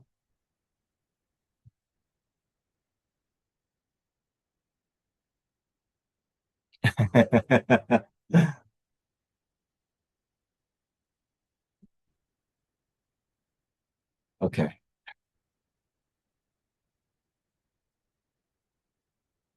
Yeah. We have 6 more minutes, but don't worry. Don't worry. Remember, as I said, once we understand it for one, we can understand it for all, right? Even R.A. Davis says in the 400 stanzas, the emptiness of one thing is the emptiness of all things, right? Means what is being negated, right? The emptiness of the pot is the lack of inherent existence of the pot. The emptiness of the table is the lack of inherent existence of the table. So once you can negate inherent existence in relation to one thing, then just with a little bit of turning your mind and analyzing another phenomena, you know, it's pretty relatively easy. The first phenomena to realize is lacking inherent existence. That's the hardest. Okay. So in the same way, now that we have all this kind of background knowledge and clearly, I hope, know the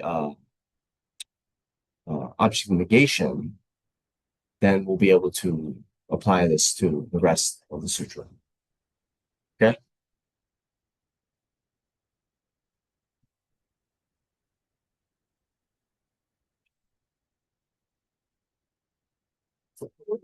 Choe Khor Sum Ling. Talking about it might be a very naive question. Is that okay? Okay. Sorry, for our friends on the Zoom, I have an amazing question. What is the Vajra Sutra talking about? Connection to this inheritance.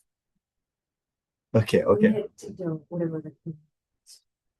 Oh, about inherent existence. Yes, these two, how do I connect it? Right. Okay. Sorry, I'm being a bit funny, but basically that question is like, uh, what are you talking about? Excuse me, what are you talking about? Okay. So,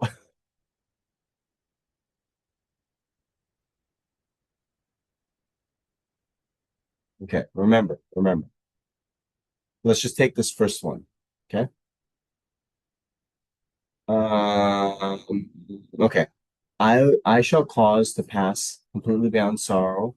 Okay. As many sentient beings as there are, all those I shall cause to pass completely beyond sorrow. Okay.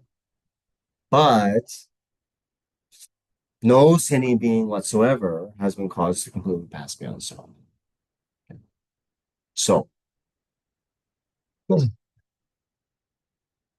the sentient beings that have been caused to pass completely beyond sorrow is who? Here's a multiple choice test. Conventionally existent sentient being, inherently existent sentient being. Who has been caused to pass completely beyond sorrow? Inherently. Ah, inherently. Wait, so hold on. Do inherently existent sentient beings exist? They don't. They don't, right? So how could they pass completely beyond sorrow? Because they don't exist. Oh, no. No. Okay. I'm Hey, just kidding, sir. who is this, by the way? Who is this? Show yourself. Who is this? Who am I debating? I'm Who is this? Jyoti, sir. Jyoti? Jyoti. Okay, hi, Jyoti. Okay. Does it inherently okay, Jyoti, are you in you look like you're in India. Are you from North India or South India?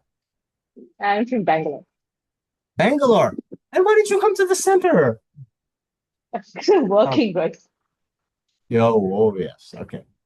So anyway, you should come tomorrow because there'll be snacks, okay? Saturday night, no snacks. Sunday morning, there's snacks. Okay, a little bit more to entice you. Okay, so now, does a sentient being, okay, does an inherently existent sentient being eat ilivada? Why? No, do they? They don't. Ilivada. Ilivada. Do they? They don't. They don't. They don't, right? Why not? Because they don't exist. Because they're senseless.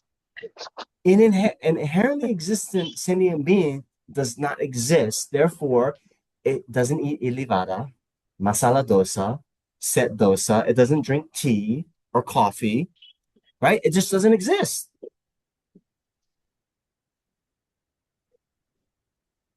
Okay. So that's another question. That's another question. So here we have the question. Why doesn't the sutra just say it's very cleanly? Okay, that's another question. But first we have to understand. Remember, limitless sentient beings have been liberated beyond sorrow. Okay? No, have. Yahan. Limitless sentient beings have been liberated beyond sorrow. Okay. So now those sentient beings who have been liberated beyond sorrow, are they A, inherently existent? No, right? So what does it leave? Conventionally existent sentient beings. Those are the ones that have been liberated beyond sorrow. Okay. Now, then when it says, although limitless sentient beings have been caused to pass completely beyond sorrow, no sentient being whatsoever has been caused to pass completely beyond sorrow. Who is that? An inherently existent sentient being or a conventionally existent sentient being? Huh? Inherently existent sentient being, right? Right. So no inherently existent sentient being has been caused to completely pass beyond sorrow. That's true to say. Or you can say, on the ultimate level, ultimately, no sentient being has been caused to pass beyond sorrow. Why not? Because there is no inherently existent sentient being. This Vajra Katha is only for the conventional, not for the inherent. No. So, what this Vajra cutter is going to be doing, it is going to be refuting inherent existence while leaving alone conventional existence. Yes. Okay. Later, it's going to come to this. Okay, we're out of time. It says, something like, um, uh, that which is a big body is not a big body. Therefore, the Bhagavan has called it a big body. You see this structure again and again. A is not A, therefore it is called A. You see this? This is why you do the homework, read it. Okay? Comes up again and again, right? That which is an arranged field is not an arranged field. That's why the Bhagavan called it an arranged field. So what does this mean? That which we call an arranged field, a big body, a masala dosa, is not inherently existent, yet it is conventionally existent. And so that thing which conventionally exists but does not inherently exist is what we call sending being, is what we call a table, is what we call a microphone, is what we call a masala dosa. You with me? Yes. Or, you know, mention so that we understand that enlightened beings don't see, such discriminations and differentiation. They see something more universal. Is it that? Okay. So uh we have to understand this, and then we're gonna go. Uh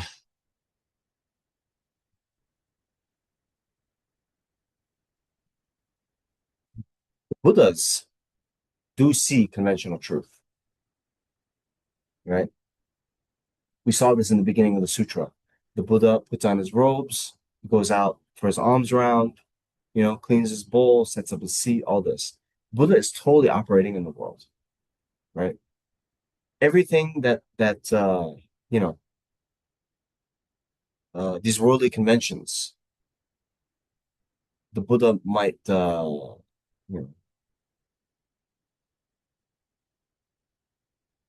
when he's setting up his seat, he might have asked Ananda, "Oh, can you bring my cushion?" Right? No problem. So even the Buddha knows the conventionalities, operates under the conventionalities, and all this.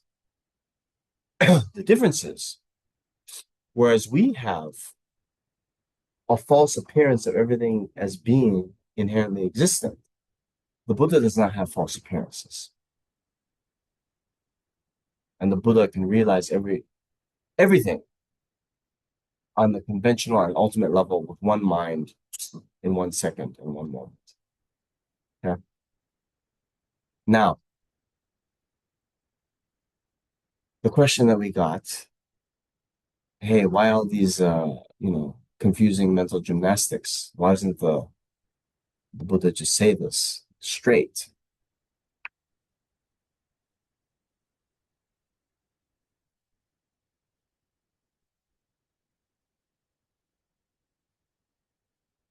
On one level, everything that the Buddha taught was for the specific needs of the disciples of the audience. Okay. Now remember I was saying how beings with great merit, right? They could understand something without many words, explanations, right? And my hypothesis, which I think is pretty good, is that those beings who were in the original audience for this Vajra Sutra, there is no confusion. They knew exactly when the Buddha said, uh, as many sentient beings as there are born from egg, blah blah blah. As many sentient beings as there are, I'll liberate them beyond sorrow. Yet no sentient being whatsoever. They don't understand. Oh yeah, two loves is truth. No problem. No problem. So why so many examples?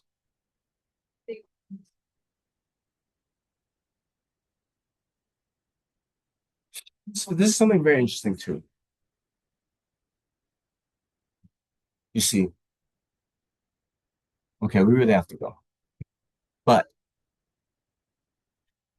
I think I mentioned this last weekend or 3 weekends ago. We're talking about all these various Prajapattamita sutras, and we have the famous ones, uh, Yum Gye Jing Sum, the great, middling, and short Prajapattamita, 100,000 stanzas, 25,000 stanzas, 8,000 stanzas. And I mentioned how, according to Drepung Loseling, Pension Sonam Drakpa's textbook, they said that the Buddha just uttered one word, and then the beings with the sharpest faculties heard 100,000 stanzas. The beings of middle faculties heard 25,000 stanzas. And the ones with the lower faculties heard 8,000 stanzas. Now, when you read the 100,000 Prajapattamita Sutra, it'll be a lot of these lists. You know how we have the five aggregates, 12 constituents, the 18 blah, blah, blah, sense sources, and all this? Then it'll just be literally uh, the form aggregate lacks inherent nature. The feeling aggregate lacks inherent nature, and all these lists over and over and over again. Okay. So,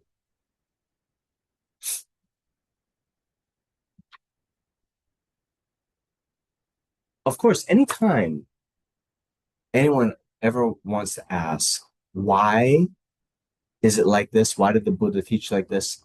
The it sounds like the easy answer, but it's always the correct answer. Is because that was most beneficial for the sentient beings. Yeah. Now, we can then also pontificate and say, hey, now for us, we weren't in the original audience of this sutra. We weren't in the original audience for the 100,000 line Prajapattamita Sutra. Now, if you want to say, hey, Namjong, why should I read these 100,000 lines? It's 12 volumes. I'm a busy man.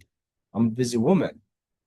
Just give me the Heart Sutra, 3 pages. That's what I want.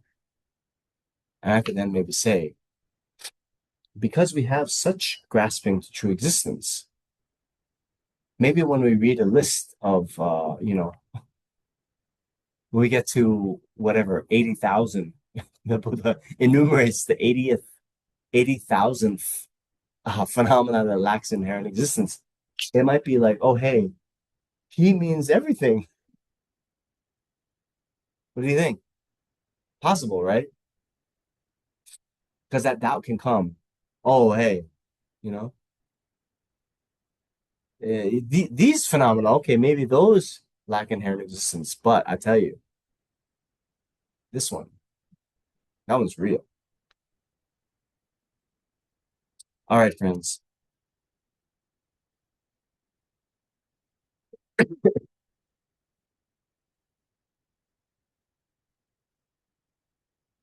Okay. Tomorrow, we're gonna have to stop tonight. I'm gonna sleep, uh, and hopefully feel better tomorrow. So tomorrow is our last session of this teaching series. So we have a lot more to cover, but think about what we said. Remember these two levels of truth, and then it'll make our job tomorrow a lot easier. Okay? Okay. Let's just dedicate the merit, due to the merit of our time here today. May all sentient beings be free from suffering and attain the state of enlightenment as quickly as possible. Also dedicate for the beings who have recently died. I was asked to especially pray for uh, the victims of the earthquake in Venezuela, as well as all of the beings who have passed away recently. And in particular, Suel Marin, his wife, and their two children all died in the Venezuela earthquakes. Then, of course, many, I think, Europe, very hot. A lot of beings have died in the heat wave. A lot of beings died in war. And then I just heard today that a friend of mine, he actually was the director of the choir in the church, the Catholic church that I attended when I was growing up, Robert Mondoy, he also passed away. So all the beings who are in the bardo, may they be reborn in a Pure Land where they can achieve enlightenment. And then all the beings who are sick, I'm not talking about myself. Many beings have ailments a lot worse than just a little sniffle and a headache. All these beings, may they also be free from all their ailments and will attain the state of enlightenment. And then for Choe Khor Sum Ling, all the other centers, the PMT, all the other centers, promoting and preserving the Dharma, may they have all the required conditions to be successful in benefiting sentient beings and Dharma. Okay? So thank you very much. See you tomorrow. And Jyoti, if you're in Bangalore, you can come in person, get the snacks. Yeah, I'll try Vajra. I met you after 8 years. It's been 8 years? Yes. Before COVID, we met. Shanti and me used to drop into the bus stand. No, I know, but so this Shruti, right? Shruti Shruti Kirti, she's now telling me, she's the one who walked in late. Shanti is there. She's the one who told me now it's been 8 years since we last met. And I'm like, wow. I thought seems like less than that, but I'll believe you, 8 years. Okay. The rest of you, don't make it 8 years. Come back tomorrow. We'll see you, okay? Quick Bye-bye. announcement for everyone. What's that?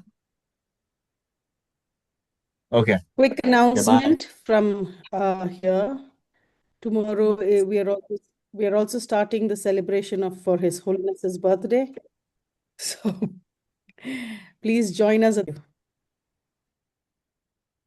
Yes. Yes, it's His Holiness' birthday on Monday. So yeah, we have some festivities for that as well. Okay. Bye. Other than space, Okay. there's low glycemic index, 100% chocolate, brownie, walnut brownie. Wow.